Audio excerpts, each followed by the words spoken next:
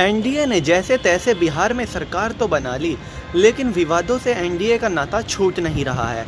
और अब एनडीए की सरकार में शिक्षा मंत्री बने मेवालाल चौधरी ने इस्तीफा दे दिया है। दरअसल में जब से मेवालाल चौधरी शिक्षा मंत्री बने थे, तभी से उनका कच्चा चिट्ठा खोल के रखा था विपक्ष ने, और मीडिया भी उनके बारे में उनके पुराने वीडियो चला रहे थे। एक वीडियो तो ऐसा आ रहा था जिसमें मेवालाल चौधरी राष्ट्रगान भी सही से नहीं गा पा रहे थे, और लोग कह रहे थे कि बीजेपी जो राष्ट्रवादी पार्टी बनती है, उसने अपनी सरकार होते हुए मेवालाल चौधरी जैसे शख्स को भला शिक्षा मंत्री बनने कैसे दिया। सिर्फ इतना ही नहीं, और भी कई मुद्दे थे जो मेवालाल चौधरी के लगातार खिलाफ जा रहे थे।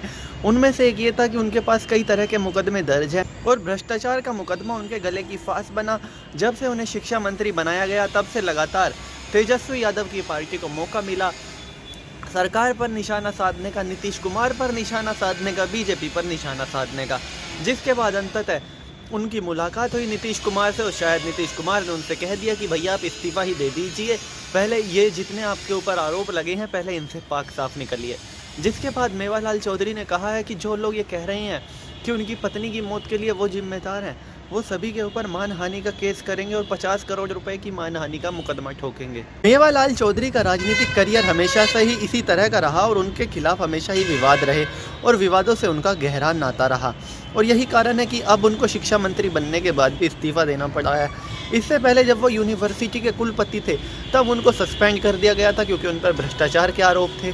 इसके अलावा उनकी पत्नी की मौत हुई, उसमें उन पर शक है, और विपक्ष चाहता है कि उनकी पत्नी की मौत के बारे में पुलिस उन्हें गिरफ्तार करे, क्योंकि इसमें उन्हीं का हाथ है।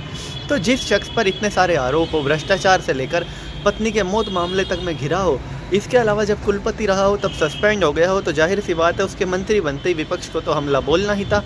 और शायद एनडीए से ये कहीं ना कहीं बड़ी गलती हुई कि उन्होंने मेवालाल चौधरी को शिक्षा मंत्री बनाया, और उनके शिक्षा मंत्री बनते ही एकदम राजनीति में भूचाल सा आ गया था बिहार की, और लोग मेवालाल चौधरी के कच्चे चिट्ठे को खोल रहे थे और उनकी पिछली बातों को लोगों के सामने ला रहे थे। चलिए दोस्तों, मैं राहुल चौधरी फिलहाल इस वीडियो के लिए इतना ही। आगे भी इसी तरह की देश दुनिया, बॉलीवुड और खेल की तमाम खबरों के लिए बने रहिए मेरे साथ। जय माता दी।